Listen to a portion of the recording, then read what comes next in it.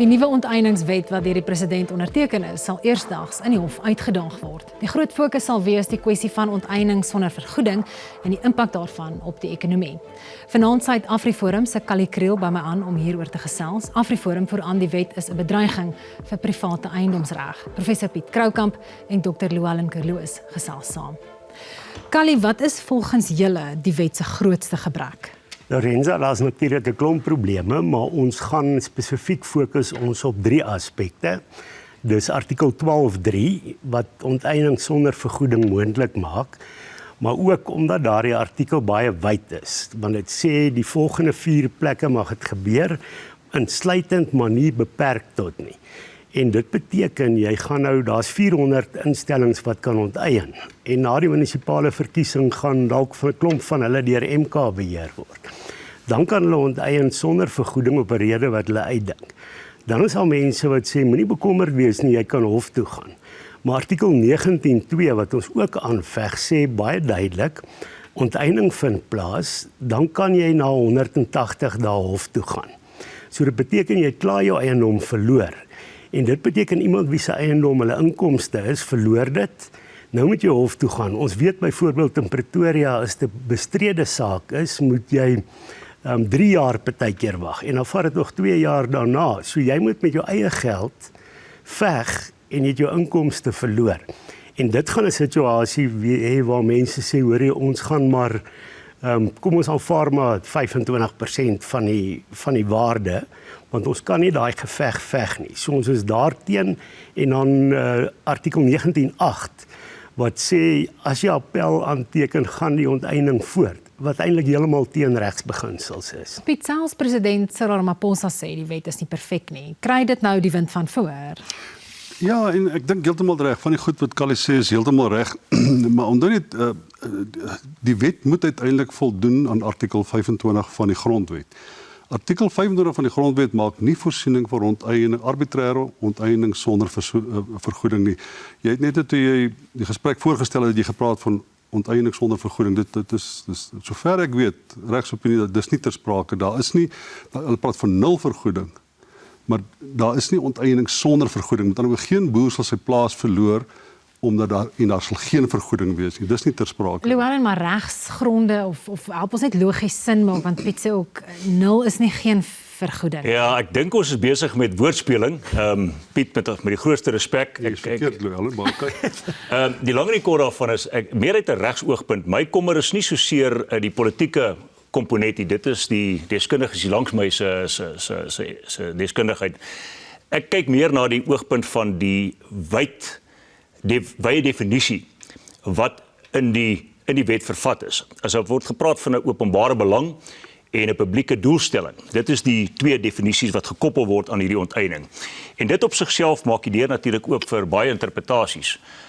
Ek meen, daar is baie spekulasie, sou dit byvoorbeeld ook dan verder strek as net grond, kan dit ander tipe eiendom, roerende bates byvoorbeeld insluit, en my regsopinie, my persoonlike opinie is dit kan dalk, want daar is nie spesifiek gesê dit gaan net onroerende eiendom insluit nie. En so kan ons nou maar aangaan. Die openbare doelstelling wat na verwys word byvoorbeeld, praat van enige doelstelling wat vir enige ander wet in die land kan behulpsaam wees om uiting te gee aan daardie wetse doelstellinge. Ek weet, so wat sê ons vir mekaar? Ons sê vir mekaar, enige wet kan gebruik word as voertuig om hierdie onteiening te bewerkstellig. Dit is eintlik waaroor dit gaan. En ek graag hierdie hof moet daaroor vir ons duidelikheid gee. So dit is meer die regskomponent wat ek nou kyk. Kan jy net jou opinie ook of jou mening oor die geen vergoeding teenoor 0 vergoeding, hoop julle ook dat die hof uitsluitsel sal gee daarop? Ja, maar miskien moet ek sê, Piet, jy het regtig 'n mooi baadjie aan. Kan ek hom kry en ek sal jou vergoed. Maar ek gaan jou 0 vergoed. Dan vat ek jou baadjie sonder om jou te vergoed. Is niks werd die binnenkant. Dalk sy motor. Paul Mashatile, wat die adjunkpresident is, het in die openbaar gesê, dis semanties. Hy het gesê, man, dit is 0 vergoedinge sonder vergoeding. Dis die adjunkpresident. So nou, ons kan nou nie begin interpreteer hier wat gaan gebeur nie. Lamola het gesê, destyds, ons kon nie die grondwet verander nie. Want ons het nie die meerderheid gehad nie, maar ons gaan nou sommer net dieselfde probeer doen, dit deur net dood eenvoudige wet in te bring. So hierdie is 'n onteiening sonder vergoeding, hoe mens nou ook al dit insit. As jy verskil Piet? Piet, dan wil ek graag jou baadjie by jou oorneem teen 0 Teen 0 vergoeding. vergoeding. Maar dis nie geen in my vergoeding. skoene en my onderbroek op. Luister, ek dink Dean McPherson het dit nie te sleg verduidelik nie. Hy het gesê sê net maar ons onthou 'n gebou wat in die middestad van Johannesburg staan. Dis abandoned soos hulle in Engels sê, né? En daar kom tog iemand wat sê maar die gebou behoort aan my en ons sê maar vir 15 jaar het jy nie rates and taxes betaal nie. Dit moet verhaal word. En die gebou is in 'n absolute omtrent sloopbare toestand so ons en ons kom uiteindelik by die bedrag 0 uit. Dan is nie geen vergoeding nie. Dit was 0 vergoeding. Dis nie 'n semantiese punt nie. Dis 'n geldige punt wat 'n waardebepaling is van 'n gebou. En ons sê altyd ons moet die boer behoorlik vergoed in terme van 'n waardebepaling. Dieselfde geld vir hierdie goed. En ek dink waar Llewellyn en ek wil nie met 'n regspraktisyn stry nie, maar ek dink waar Llewellyn se kaarte die mekaar loop is wanneer dit gaan of dit 'n openbare belang is en of dit wat gaan oor plaasgrond, né? Daar's geen in die onteieningswet en ek verlaat my op regter en 'n paar regsopinies wat ek gekry het van geldige mense. Daar's niks in hierdie wet wat hulle gaan toelaat om jou kar, jou beursie, jou skoene of jou baadjie te vat of jou bank of wat ook al nie. Daar's niks in die wet wat dit toelaat. Om waarheid te sê in hierdie onteieningswet is daar eintlik bitter min wat nie reeds in terme van die grondwet toelaatbaar is nie en wat selfs in terme van die 1975 wet, daar's nie nuwe magte in terme van die 75 wet wat arbitrære onteiening betref nie. Daar's nêrens sprake van 0 vergoeding. Jy kan dit polities gebruik as jy wil deur 'n leuen te vertel en sê dis semanties, it's not. Llewellyn, jou reaksie daarop, is die wet duidelik genoeg oor wat onteien kan word en vir hoeveel? Nee, wel ek verstaan by my opmerking. Wat my betref is die wet baie duidelik. Ek kyk na die woorde van die wet. Die wet praat van openbare belang en die wet praat van openbare doelstelling en dan verwys die wet spesifiek na bates, property in Engels. En So dit kan enigiets wees, dit kan 'n kar, dit kan 'n huis, dit kan 'n plaas wees. Totdat 'n hof klink klaar vir ons sê die interpretasie van daardie bewoording in die wet is X en Y en sluit byvoorbeeld nie roerende bates in nie. Het ek geen twyfel dat een of ander persoon op 'n stadium die intellek gaan hê en daardie aspek hof toe vat en ook gaan toets nie. So ja. Ek hoor wat my kollega sê, maar ek stem nie met hom daai aspek saam. Moet getoets word, né?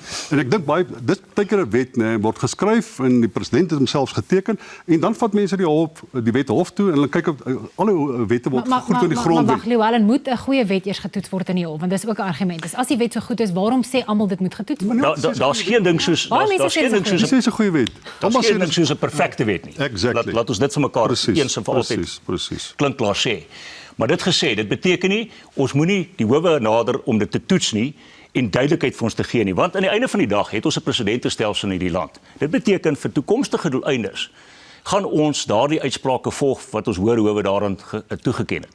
En of ek en jy nou vir mekaar sê oor 'n braaivleisvuur, dit is wat die wet bedoel en dis wat die wet bedoel, uiteindelik moet die howe dit goedkeur en afteken. En ek dink aan die einde van die dag is dit waarop ons natuurlik gaan afsluit. Kali, maar wat maak julle van die politiek daarvan? Dat daar partye is soos die MK, jy het vroeër na hulle verwys en die EFF wat sê die wet gaan dalk selfs nie ver genoeg nie. Die MK party sê alle grond moet onteien word wat so ver terugstrek as 1652. Kyk, die ironie is hierdie mense maak of hulle optree vir arme mense, maar hulle optrede gaan juis arme mense benadeel.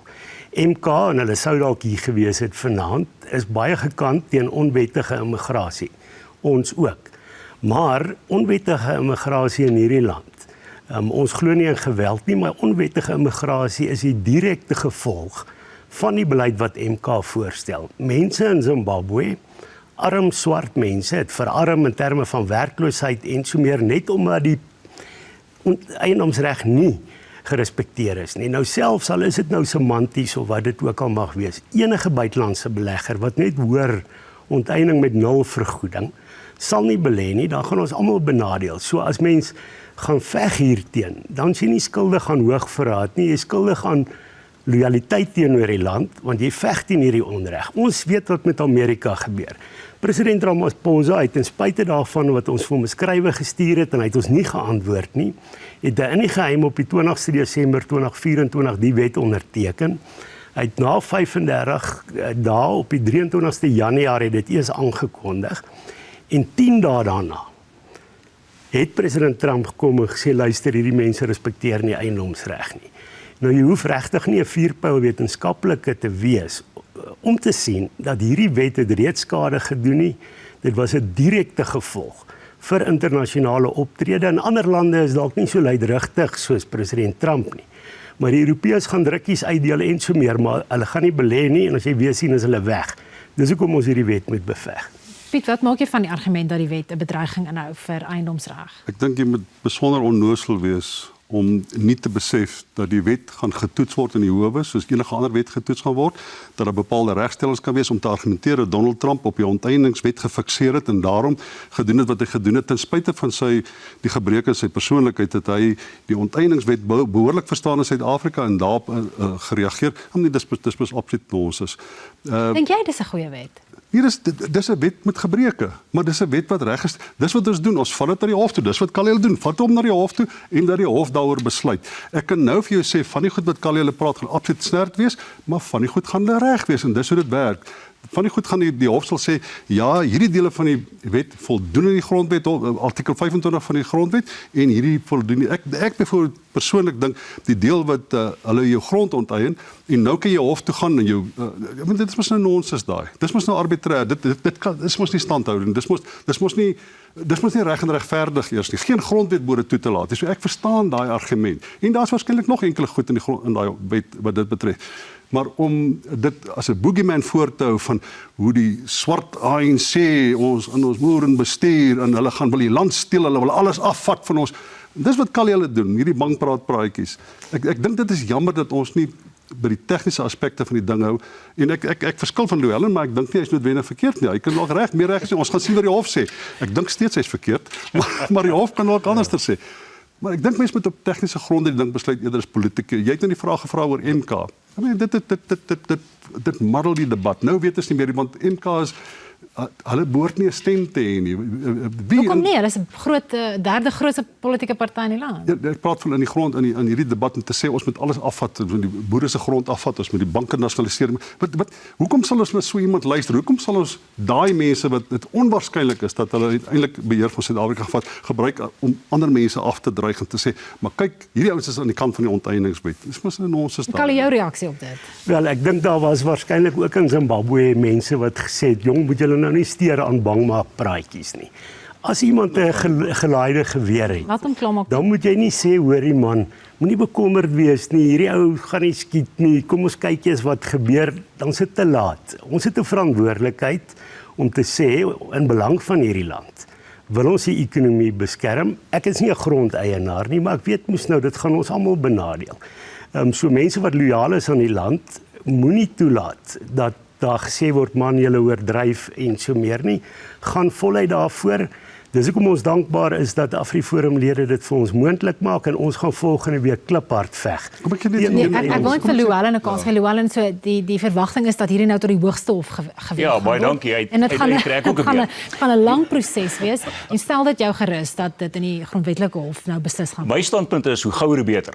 Ek dink dit is hoe gouer ons hierdie wet in die hof getoets kry, hoe gouer gaan hy natuurlik deur die hele tribunale gaan tot in die hoogste hof en ek het geen twyfel dat wie ook al aanvanklik verloor gaan waarskynlik appeleer daarteen of ten minste hulle verlof vra om te appeleer tot in die grondwetlike hof waar dit uiteindelik in die grondwet getoets moet word nie, want ek meen dit is tog een van die beginsels wat in artikel 25 uiteengesit word. So ek het geen twyfel dat ons volgende week die finale ronde gaan sien oor hierdie wet nie. Inteendeel, ek dink dis net die begin van 'n lang pad. En ons weet hoe lank hofsaake vat en veral siviele verrigtinge in hierdie land. So ek antisipeer ons gaan vir die volgende 2 jaar nog hieroor gesels.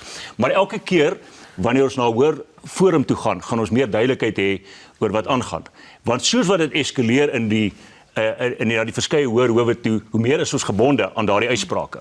So nog baie meer te praat en dit is ongelukkig al waarvoor ons tyd het. Julle baie dankie. Dankie dat jy vanaand ingeskakel het. Ons maak weer volgende maandag so, selfde tyd, selfde plek. Goed gaan, tot dan.